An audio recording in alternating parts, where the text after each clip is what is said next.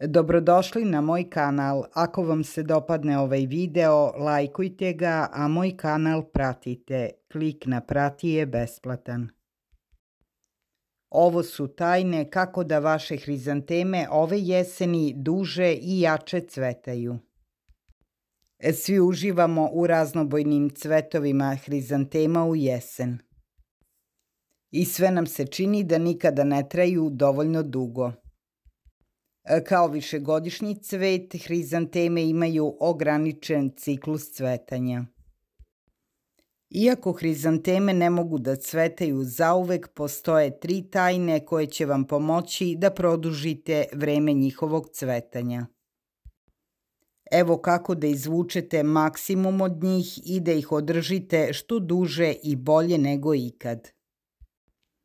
Nemojte nikada kupovati rascvetale hrizanteme, već one sa pupoljcima. Jedna od najvećih grešaka koje baštovani prave svake jeseni da kupuju hrizanteme koje su već na polovini svog ciklusa cvetanja. Velike prelepe biljke u pola ili punom cvetu mogu izgledati prelepo u prodavnici, ali jednostavno neće trajati tokom jesenje sezone. Kada je hrizantema u punom cvetu, odbrojani su joj dani cvetanja. Hrizantema koja se u potpunosti rascvetala imaće poteškoća da ostane u cvetu duže od 3 nedelje.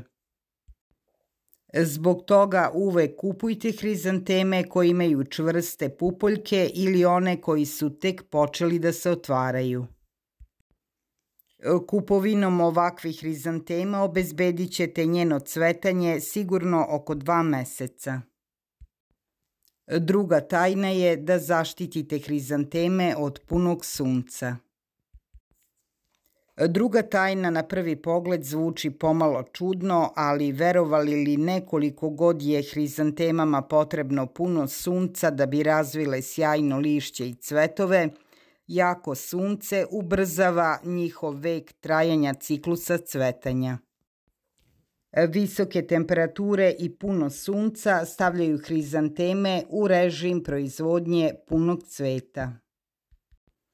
Osim toga, dodatna toplota i stres od sunčeve svetlosti skraćuju ukupan životni vek svakog cveta koji se formira. Jednostavnim držanjem hrizantema na delimično zasenčenom mestu ili van punog sunčevog svetla i toplote usred dana možete im dodati čak 2 do 3 nedelje produženog cvetanja.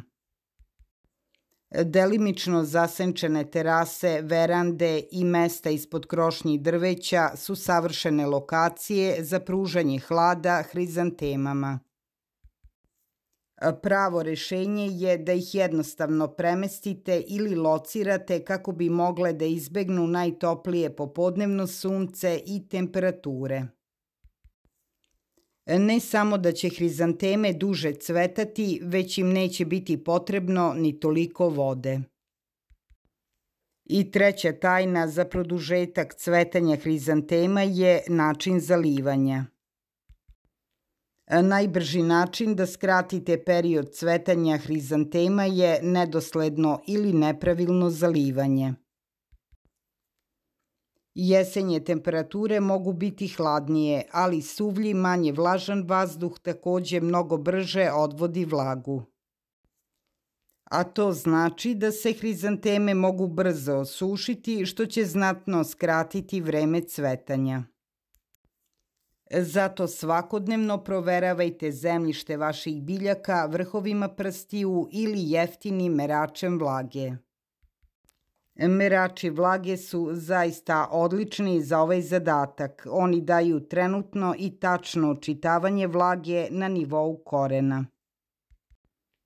Vodite računa da uvek zalivate dovoljno da korenje duboko u posudi dobije vodu.